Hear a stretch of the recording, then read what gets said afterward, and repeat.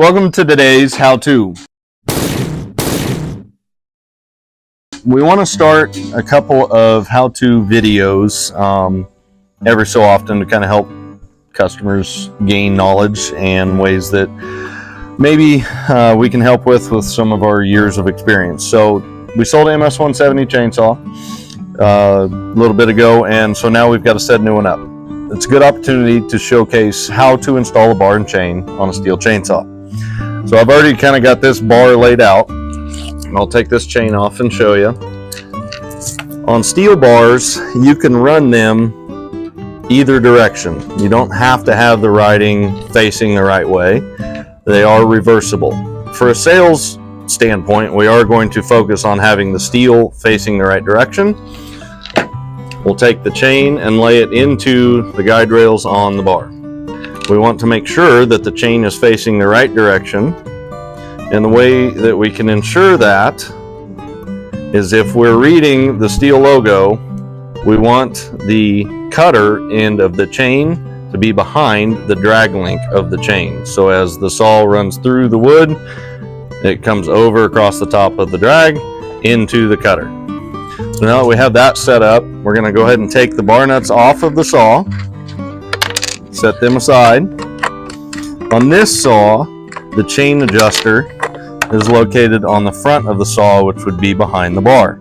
I've already backed this one off to take tension away from the chain to make installing the bar and chain a little easier. So we're going to place that over the sprocket and get the drive links into the slots on the sprocket, get the bar placed over the chain tension stud of the chain tensioner, and then begin to replace our side cover. I'm just going to put these bar nuts finger tight to start with. I don't want a lot of tension on this to begin with. I want to make sure my chain brake is off, and I'm going to take my STIHL tool that comes with the saw and move the chain down the bar. Never use your hand. You're going to cut your hand, but if you use the tool, you can ensure that the chain is lined up in the sprocket correctly and that the chain will roll through the bar freely. I'm going to begin applying tension by tightening the screw on the saw.